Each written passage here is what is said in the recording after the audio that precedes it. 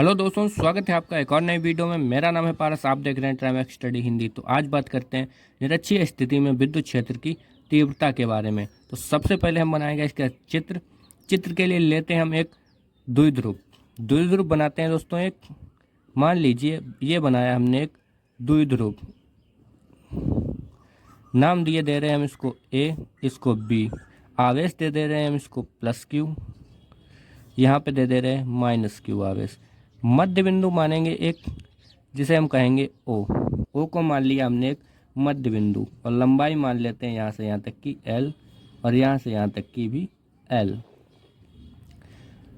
क्या किया हमने? सबसे पहले एक द्विध्रुव माना ए बी, यहाँ प्लस क्यू आवेश दे दिया, यहाँ माइनस क्यू आवेश दे दिया। लंबाई एल लगा ली यहाँ से यहाँ तक की, और यहाँ से यहाँ तक की एल कर दी। अब निरक्षीय स्थिति में कह रहा है तो हम ऊपर की ओर लेंगे। अब मध्य बिंदु ओ से इसकी लंबाई होगी आर मीटर। बिंदु मान ले रहे हैं हम पी। तो अब ये बन गया एक त्रिभुज, ठीक है। तो अब ध्यान से देखिए, अब इसमें एक बल आघूर्ण काम कर रहा है। ये है आपकी विद्युत क्षेत्र की तीव्रता, और एक इधर को आ रहा और एक ये इधर जा रहा। इसे कहेंगे हम E2 cos थीटा, इसे कहेंगे हम E1 cos थीटा, और ये रही आपकी E। दो घटक आपके एक और बन रहे हैं, ये बन रहा है ये वाला, लेकिन ये नीचे की ओर खींचेगा और ये ऊपर की ओर खींचेगा, इसलिए ये कैंसिल हो जाएंगे। तो चित्र हमारा लगभग बन चुका है। बस हमें ये वाली लंबाई निकालनी है। ये वाली लंबाई निकालने के लिए सब सिंपली हम पाइथागोरस प्रमेय का प्रयोग करेंगे। निकालना है हमको कर्ण। कर्ण तो आपको पता होगा, ये होता है कर्ण। कर्ण बराबर होता है आपकी लंब का स्क्वायर, अंडर रूट लंब का स्क्वायर, और प्लस आधार का स्क्वायर। तो क्या हो जाएगी इसकी लंबाई?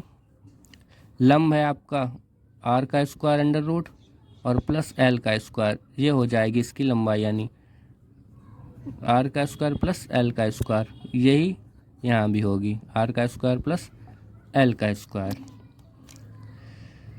चित्र समझ लेते हैं फिर से एक बार। एक द्विध्रुव लिया ए बी, यहाँ प्लस क्यू आवेश है, यहाँ माइनस क्यू आवेश है। दूरी मान ली है एल, यहाँ से यहाँ तक की दूरी मान ली है आर मीटर। यहाँ पे एक बल काम कर रहा है, जिसे कहेंगे E1 cos थीटा, यहाँ पे E2 cos थीटा, ठीक है। यहाँ से यहाँ तक की दूरी पाइथागोरस प्रमेय की सहायता से निकाल ली।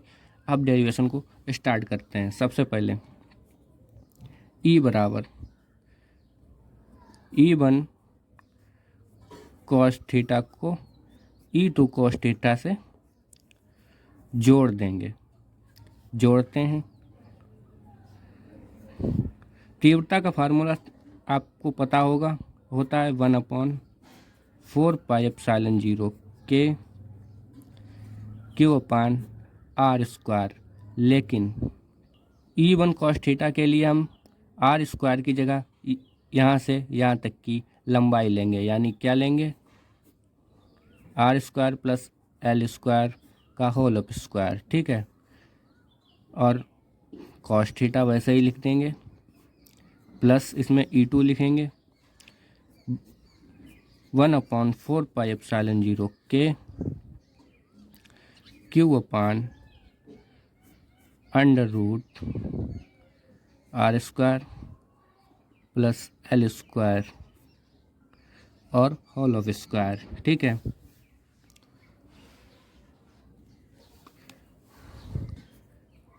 अब आपको 5वें क्लास में कॉमन लेना सिखा दिया गया होगा, तो कॉमन लेते हैं। जो चीज़ें कॉमन आ जाएंगी बाहर, 1/4 पाई एप्सिलॉन 0 के Q upon r square plus L square. Under root इन पर हट जाएगा, क्योंकि इस पर भी स्क्वायर है, इस पर भी स्क्वायर है, ठीक है। बचेगा cos थीटा भी आपका कॉमन है, तो क्या बचा? 1 + 1, यानी इतना ही आपका बचा। एक इसमें बचा और एक इसमें बचा, ये सारा कॉमन निकल आया, ठीक है। और सॉल्व करते हैं इसको। 1/4πε0 के क्यू अपान r² plus l²। Cos theta का मान अब हम कैसे निकालेंगे? तो थीटा बराबर होता है आपका लंब, हमेशा थीटा लंब ही होता है। तो लंब निकालने के लिए हम लंब पाइथागोरस प्रमेय से निकाल सकते हैं। तो लंब बराबर होता है आधार बटे कर्ण। अब हमको आधार भी पता है, आधार क्या है अपना l। कर्ण अभी यहाँ पे निकाला √r² प्लस l²। तो cos थीटा का मान आ गया आपका l √r² प्लस l²। और ये एक और एक 2 हो गए। फिर वैसे ही ये लिखेंगे यहाँ पे 1/4πε0 के क्यू अपान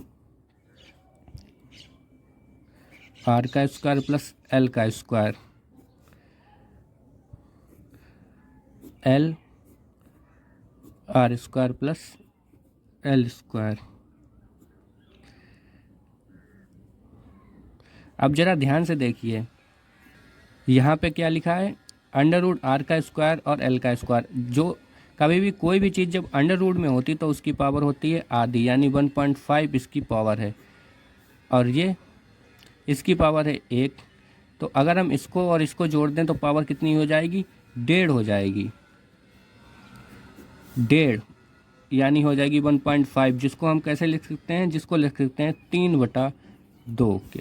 ठीक है, तो फिर से एक स्टेप उतारते हैं और फिर आपको दिखाते हैं कैसे पावर 1.5 हो गई।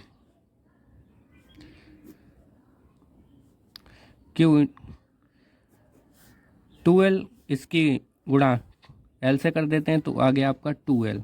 यहाँ पे देखते हैं r² प्लस l² और पावर हो जाएगी आपकी 1.5 यानी 3 × 2। अब 2 से ये 2 कैंसिल, बचा 3। ठीक है, आपने अगर पहला वाला वीडियो देखा होगा तो उसमें हमने बताया अगर r का मान बहुत बड़ा है l से तब हम l को छोड़ देंगे। आप एक लाइन लिख लीजिएगा, यदि r का मान बहुत बड़ा है l से तो हम l को छोड़ देंगे। तब आपका यहाँ बचेगा 1/4πε0 के क्यू × 2l हो जाता है p, जो कि द्विध्रुव आघूर्ण का एक फार्मूला होता है, आपको पता होगा, आपने पढ़ा होगा। और यहाँ आ जाएगा आपका r3, 3 यहाँ पे आ जाएंगे बस।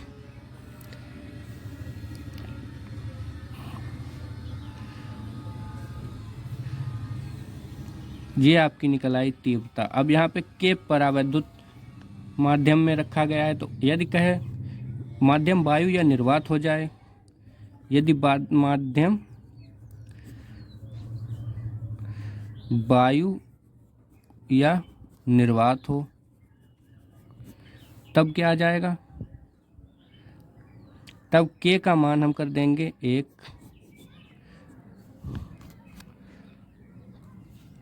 और आपका आ जाएगा यहाँ पे E बराबर 1/4πε0 p/r³। ये आपका फाइनल डेरिवेशन आ जाएगा।